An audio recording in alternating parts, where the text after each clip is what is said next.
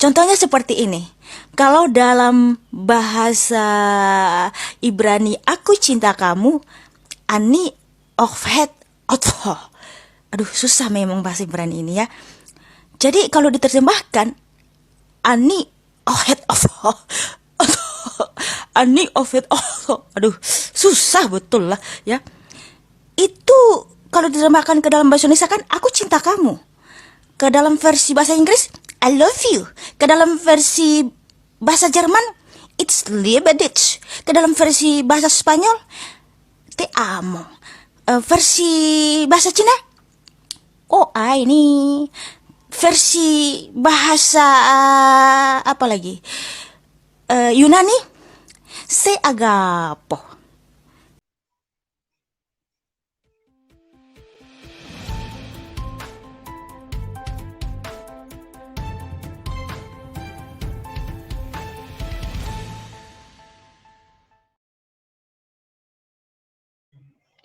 Assalamualaikum warahmatullahi wabarakatuh. Berjumpa lagi dengan HMC News ya, channel portal berita yang menyajikan informasi seputar dunia debat lintas agama yang tepat, cepat, akurat, dan terpercaya.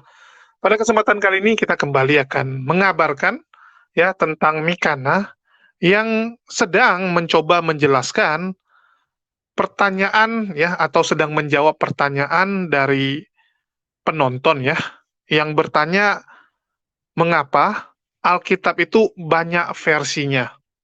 Jadi Mikana ini sedang menjawab salah satu pertanyaan, tetapi ya ternyata jawaban Mikana itu menurut saya masih sangat jauh dari kebenaran. Sehingga ya saya coba bantu Mikana lah nantinya ya. Saya akan mencoba membantu Mikana dalam menjawab pertanyaan tersebut. Cuman kenapa saya tampilkan ini? Ya karena kita tahu Mikana ini cukup lucu ya dalam ekspresi wajahnya, cara dia menjawab, PD-nya dia ya. Rasa pede Mikana ini perlu kita apresiasi. Walaupun mungkin secara literasi, secara kemampuan, secara pengetahuan, masih harus banyak belajar, tetapi usia Mikana ini masih muda. Ya, usia dia masih muda, dan saya rasa yang namanya ilmu itu kan masih bisa diupdate. Yang penting niatnya ada. Yang penting dia punya basic mau belajar. Nggak ada gunanya kalau ada orang ngaku pakar ini, pakar itu ya, tetapi dia itu menutup diri dari pengetahuan. Itu nggak baik. Lebih bagus, dia nggak ngerti apa-apa, tapi pingin belajar. Ya, dia masih mau belajar, apalagi usianya masih muda. Saya yakin ya, kalau Mikana ini sungguh-sungguh belajar, sungguh-sungguh mencari tahu kebenaran, ya dia akan mendapatkannya. Mungkin 5 tahun, 10 tahun lagi, kita nggak tahu. Tetapi yang penting orangnya masih mau belajar ya, sehingga kita mendukung Mikana ini untuk terus belajar, mencari tahu. Yang penting jangan jadi orang yang sombong, ya jangan nanti ke depannya malah mengaku sebagai pakar, karena sudah banyak penontonnya, sudah banyak yang mendukungnya, terakhir jadi istilahnya lupa diri. Nah, itu yang paling penting. Kadang-kadang yang jadi problem manusia itu adalah, ya dia bisa melayang saat dipuji, ya, dan dia bisa depresi saat dihina. Itu yang paling tantang ya terjadi. Untuk itu, ya kita harus siap. Orang mau hina kita nggak apa-apa, orang mau muji kita jangan lupa diri. Itu yang paling penting ya. Jadi buat Mikana, teruslah belajar, dan kita akan coba ya bantu Mikana dalam menjawab pertanyaan tersebut, karena mungkin ya kurangnya literasi Mikana.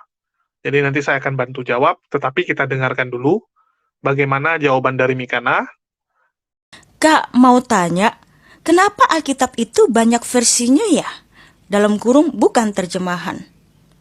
Oh saudaraku, Alkitab itu dalam bahasa aslinya itu Ibrani, Aram, dan Yunani tidak pernah ada banyak versinya. Bahasa asli Alkitab tidak pernah berubah atau tidak pernah diupdate. Manuskrip-manuskripnya masih tersimpan rapi di Museum Israel. Kalau tidak percaya, cek ke sana. Dan banyak tuduhan nih ya, di mana Alkitab kami katanya sudah diubah-ubah, sudah direvisi. Oh tidak saudaraku. Nah kalau terjemahan banyak versinya ya nggak apa-apa. Karena ketika bahasa asli Alkitab diterjemahkan ke dalam berbagai banyak bahasa di dunia ini, tidak menyimpang makna atau arti dari ayat tersebut. Contohnya seperti ini. Kalau dalam bahasa Ibrani, aku cinta kamu, ani ofhet otho. Aduh, susah memang bahasa Ibrani ini ya. Jadi kalau diterjemahkan, ani ofhet otho. Ani ofhet otho. Aduh, susah betul lah ya. Itu kalau diterjemahkan ke dalam bahasa Indonesia kan, aku cinta kamu. Ke dalam versi bahasa Inggris, I love you. Ke dalam versi bahasa Jerman, it's liebe dich. Ke dalam versi bahasa Spanyol, te amo. Versi bahasa Cina, oh ini. Versi bahasa apa lagi? Yunani, se agapo. Ya, jadi se agapo, it's liebe dich. Oh ini. Itu walaupun banyak versi bahasanya, tapi makna atau artinya tetap tidak pernah menyimpang. Di mana itu adalah menyatakan aku cinta kamu. Begitu pula dengan Alkitab. Jadi ketika diterjemahkan ke dalam banyak bahasa, gak pernah menyimpang dari makna ayat tersebut. Artinya tetap sama. Supaya semua bangsa di dunia ini paham dan mengenal siapa Tuhan Allah yang benar, yaitu Tuhan Yesus Kristus yang Maha Kuasa dan karyanya di atas kayu salib, bahwa Tuhan Yesus Kristus telah memberikan kasih karunia keselamatan dan pengampunan di atas kayu salib, supaya kita hidup kekal karena Tuhan Yesus sudah menyelamatkan kita. Itu yang penting saudaraku ya. Jadi Alkitab tidak pernah berubah karena Alkitab itu adalah firman Tuhan dan Tuhan Yesus menyatakan firman-Nya tidak akan pernah berubah. Terima kasih. Ya, teman-teman sudah dengar ya jawaban dari Mikana, dan ini sebenarnya ya kurang komplit lah. Saya agak lucu ya. Kalau ekspresi menjawab, ya bagus sih. Dalam ekspresi menjawab, mimik wajah, ya Mikana ini menghibur lah. Jadi istilahnya kalau di YouTube ini kan harus ada hiburannya juga. Dan Mikana memenuhi kriteria tersebut untuk segi hiburannya. Tapi dari segi pengetahuannya ya masih jauh lah. Ya masih jauh. Contohnya apa? Tadi Mikana mengatakan ya, kalau versi dari Alkitab itu nggak banyak. Ya, dia bilang gitu kan. Terus dia bilang, oh terjemahannya banyak. Terjemahan Alkitab banyak, dia bilang. Ya, terjemahan Alkitab banyak. Tetapi kalau manuskripnya, aslinya, itu nggak. Ya, hanya satu dia bilang. Nggak ada yang aneh-aneh gitu. Semua sama. Ya, nggak ada versi-versinya. Terus dia bilang tersimpan rapi di Israel. Nah, saya mulai dari ini dulu deh. Teman-teman dengar ya. Mikana bilang manuskrip tersebut tersimpan rapi di Israel. Manuskrip dari apa? Dari Alkitab. Nah, inilah nggak tahunya Mikana mungkin ya. Jadi manuskrip Alkitab itu tidak tersimpan di Israel. Ya mungkin Mikana belum ke sana gitu kan. Sehingga ya kita maklumi lah. Jadi saya kasih nampak ya, siapa yang menyimpan manuskrip dari Alkitab itu. Ya, jadi manuskrip Alkitab itu kan ada banyak. Ya, yang paling terkenal saja lah kita bahas. Yang pertama adalah gulungan Laut Mati atau Dead Sea Scroll. Ya, Dead Sea Scroll itu disimpan di Israel, benar. Ya, pemilik manuskrip pemerintah Israel, yang menyimpan juga ya pemerintah Israel di Museum Israel. Di mana isi manuskrip dari Dead Sea Scroll itu adalah kitab-kitab yang ada di Perjanjian Lama. Jadi itu adalah manuskrip yang mengisi tentang ayat-ayat di Perjanjian Lama. Di Perjanjian Lama ya, atau Tanakh. Itu adalah kitab sucinya orang Yahudi. Nggak ada hubungan dengan Alkitab. Alkitab, Perjanjian Lama, mengkopi Tanakh. Dengan alasan bahwa ya Yesus dan murid-muridnya orang Yahudi juga. Ya, dengan alasan itu. Tetapi kenapa ini disimpan sama Israel? Karena ini isinya adalah Perjanjian Lama, kawan-kawan, atau Tanakh. Ya, fragmen-fragmen dari sebagian besar Tanakh, kecuali kitab Ester dalam bahasa Ibrani. Ya, jadi ini disimpan sama Israel karena ini kitab dia, kawan-kawan. Kalau bukan kitab dia, Israel juga nggak mau simpan. Ya, jadi ini milik Israel, bukan milik orang Kristen. Orang Kristen kan hanya meminjam lah, kita bilang ya. Mengkopi Tanakh menjadi perjanjian lamanya Alkitab. Itu pun urutannya sedikit berbeda ya, sehingga nubuatannya itu jadi agak nggak cocok gitu. Perbedaan antara Tanak dan juga Perjanjian Lama Alkitab itu adalah tentang nubuatannya untuk siapa. Karena urutannya ganti. Kalau di Israel sudah datang, ya orang-orang yang ditulis itu sudah datang, tapi di Alkitab dianggap belum datang. Karena urutannya dibalik. Contoh, saya sudah datang tanggal 13. Ya, tanggal 12 ada ditulis. Siapa-siapa saja tamu yang akan datang, ya, kita lihat nanti. Jadi ada pernyataan di tanggal 12 menyatakan siapa-siapakah tamu yang akan datang nanti, tunggu kejutan kita. Tanggal 13 saya sudah datang di tanggal 13-nya. Ya, di tanggal 15-nya dirangkumkanlah acara tersebut. Tanggal 13 ya, saya datang, tanggal 12 ada dibuat iklan, ya, iklan tentang siapa yang akan datang. Di kekristenan, di perjanjian lamanya itu urutannya beda. Ya, urutannya beda. Jadi saya datang itu ya malah di depan ditulis. Jadi Julius ya HMC datang ke acara yang diselenggarakan di sini. Terus tentang iklan itu di bawah ditulis. Ada iklan, siapakah yang akan datang nanti? Tunggu ya kejutan kita. Jadi dikira orang belum datang, padahal sudah datang. Jadi urutannya saja yang berbeda ya. Tapi itu cukup panjang, cukup ya inilah nggak cocok lah kalau kita bahas di sini. Kalau teman-teman mau pelajari, ya silakan komen. Nanti kita coba buat lagi kelas itu. Walaupun sebenarnya sudah sangat sering ya kita membahas perbedaan Tanak dan juga Perjanjian Lama. Ya kita sudah pernah bahas itu. Sebenarnya apa sih bedanya gitu? Karena kalau kita lihat kan isinya sama. Ya ternyata yang beda itu adalah urutannya. Sehingga orang yang dinubuatkan itu jadi berbeda. Di Perjanjian Lama orang yang dinubuatkan itu sudah ada datang-datang gitu. Tapi di tempatnya Kristen atau di Perjanjian Lamanya itu seakan-akan nubuatan itu untuk Yesus semua, padahal itu bukan. Kalau menurut Tanak ya, menurut orang Yahudi. Jadi ini disimpan sama orang Yahudi karena memang ini kitab dia. Ya, terus manuskrip yang lain mana? Kan gitu. Karena kan orang Kristen itu kan lebih berfokus dengan perjanjian baru. Betul tidak? Orang Kristen kan lebih fokus dengan perjanjian baru dibandingkan perjanjian lama. Mereka menganggap perjanjian lama itu adalah sejarah, ya, berisi sejarah, sajak-sajak gitu kan, kisah-kisah dan juga nasihat-nasihat gitu.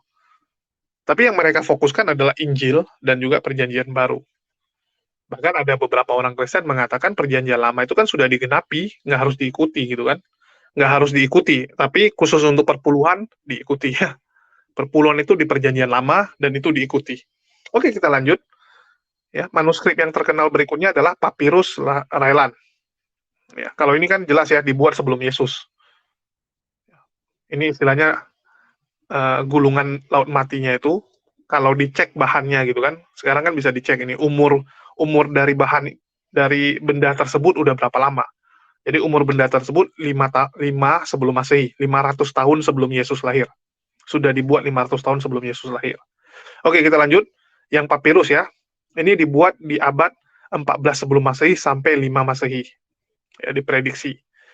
Adalah fragmen tertua untuk Injil Yohanes dan Septuaginta. Perjanjian Lama dalam bahasa Yunani berisi kitab Keluaran, kemungkinan hasil salinan tahun 125 Masehi dalam kurung 25 tahun sejak kematian Rasul Yohanes. Ya. Jadi di sini teman-teman bisa lihat bahwa ini sudah berisi yang namanya sebagian dari perjanjian lama yaitu Septuaginta dan juga Injil Yohanes. Ya, berisi Injil Yohanes. Ini yang simpan siapa? Perpustakaan John Ryland di Inggris. Ya, kenapa mereka simpan? Ya ini bisa dibilang milik orang Kristen. Sehingga orang Israel ngapain nyimpan gitu kan? Ya, orang Israel ngapain nyimpan itu kan dipakai oleh orang Kristen. Terus siapa lagi yang terkenal manuskripnya? Siapa lagi? Manuskrip apa lagi yang terkenal? Ya, manuskrip berikutnya yang terkenal adalah Codex Sinaiticus. Saya rasa teman-teman yang nonton debat udah tahu lah ya, Codex Sinaiticus itu sangat sering kita pakai, ya, termasuk salah satu yang paling sering dipakai ya. Codex Sinaiticus itu dibuat tahun 330 sampai 360. Isinya adalah fragmen dari Alkitab lengkap, Perjanjian Lama dan Baru dalam bahasa Yunani. Lokasi sekarang Mayoritas manuskrip tersebut ada di perpustakaan Inggris, dalam kurung British Library. Beberapa fragmen lain tersebar di Universitas Leipzig, ya, di Jerman, Biara Santo Catherine, dan Perpustakaan Nasional Rusia. Ya, jadi kesebar di Eropa semua, ya bisa dibilang kan semua di Eropa, Leipzig pun di Jerman. Oke, terus berikutnya Codex Vaticanus. Ini salah satu yang sering juga. Jadi dua ini yang tiga inilah paling terkenal ya. Dead Sea Scroll, Sinaiticus, dan Vaticanus. Dibuat sekitar tahun 300 sampai 325 Masehi. Isi fragmen dari Alkitab lengkap, Perjanjian Lama dan Baru. Lokasi sekarang perpustakaan di Vatikan. Ya, perpustakaan di Vatikan kawan-kawan. Vatikan Roma. Jadi yang hanya ada di Israel itu cuma satu. Ya, buat Mikana biar Anda tahu, yang ada itu hanya gulungan laut mati, itu pun lantaran isinya adalah bahan yang dipakai untuk jadi tanaknya orang Yahudi. Kalau perjanjian baru semua itu ada di Eropa, ya biar tahu gitu. Ya jadi biar tahu lah. Kalau tadi kan si Mikana cuma bilang, oh di Israel, ya di Israel itu kitabnya orang Yahudi, tanaknya manuskrip Tanak. Jadi gulungannya itu gulungannya Tanak, ya biar Anda tahu. Jadi ini kadang-kadang saya bingung gitu. Ini padahal pengetahuan ini ya biasa gitu ya. Atau mungkin Mikana nggak tahu tentang Codex Sinaiticus dan Codex Vaticanus ya, karena memang Mikana itu lebih ke arah, ya gimana ya, dia lebih ke arah ya umum-umum, ya dia cuman menjelaskan secara umum dan ya cuman karena jago ekspresi lah, kita cukup terhibur. Terus, sekali lagi kita bahas lagi ya, ini pertanyaan dan video Mikana, saya juga kadang bingung gitu.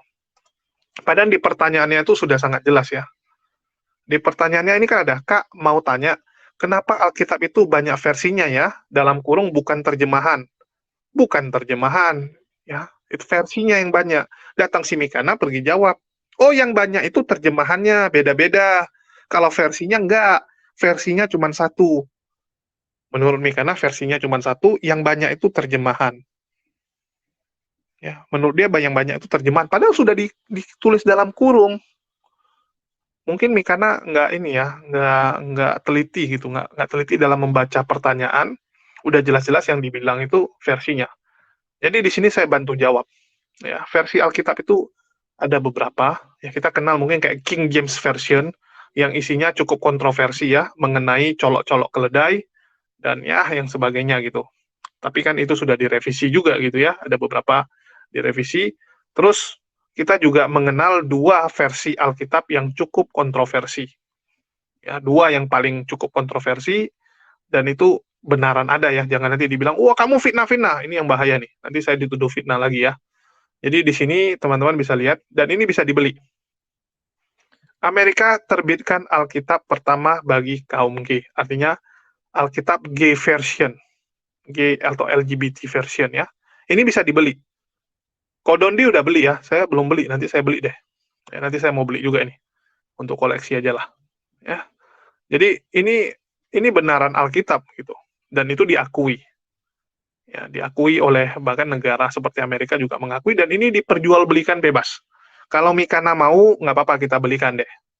Ya, jadi ini kita belikan.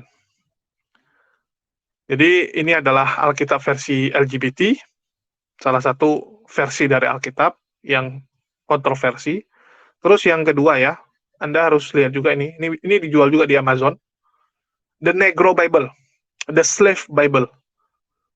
Ini Alkitab yang dipakai oleh orang-orang Eropa saat menjajah orang-orang kulit hitam. Termasuk orang-orang di Amerika saat menjajah orang-orang Afrika ya. Jadi banyak budak-budak kulit hitam itu kan dipakai sebagai budak pekerja di Amerika, dan mereka itu dikasih Alkitab yang versi ini. Tujuannya apa? Tujuannya supaya mereka sadar. Kok sadar pula ya? Supaya mereka terjebak lah.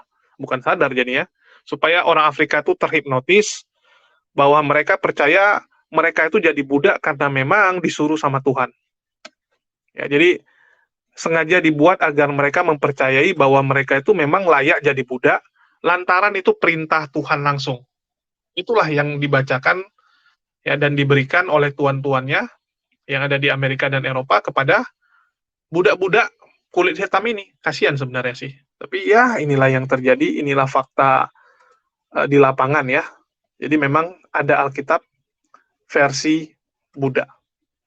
Ya, kenapa itu dibuat? Ya tujuannya itu supaya menipu, ya, menipu orang-orang Buddha ini supaya mereka merasa oh kami pantas dijajah.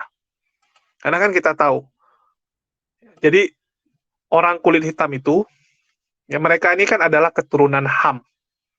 Ya mereka ini adalah keturunan Ham dan dikatakan bahwa Ham ini, ya, itu pantas untuk diperbudak oleh Sam.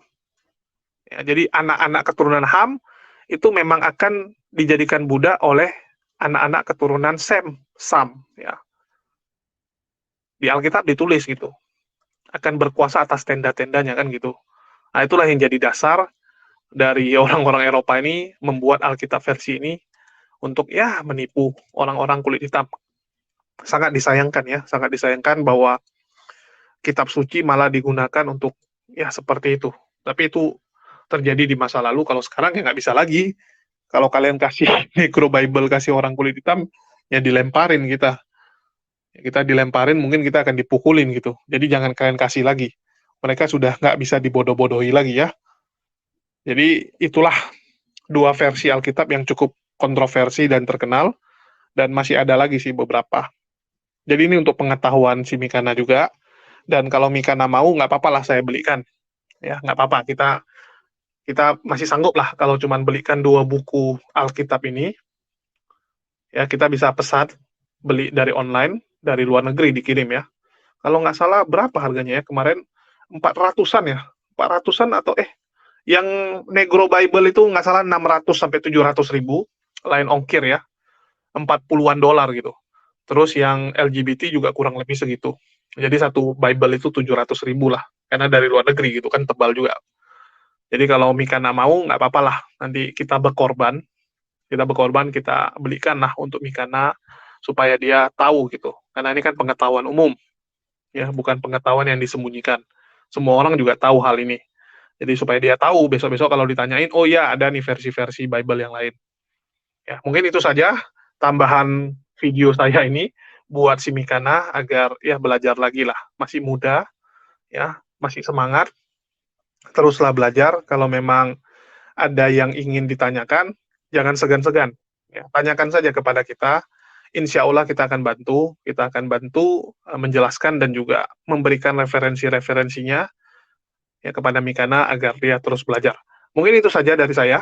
Ya, makasih nih buat teman-teman semua yang udah nyimak, dan sekali lagi bagi teman-teman yang ingin membantu perjuangan kami, dapat menyalurkan bantuan perjuangannya melalui nomor rekening yang ada di layar ya.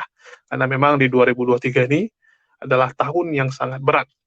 Mungkin itu saja dari saya. Makasih buat semuanya. Di akhir kata saya ucapkan wassalamualaikum warahmatullahi wabarakatuh. Sampai jumpa di video-video kita berikutnya.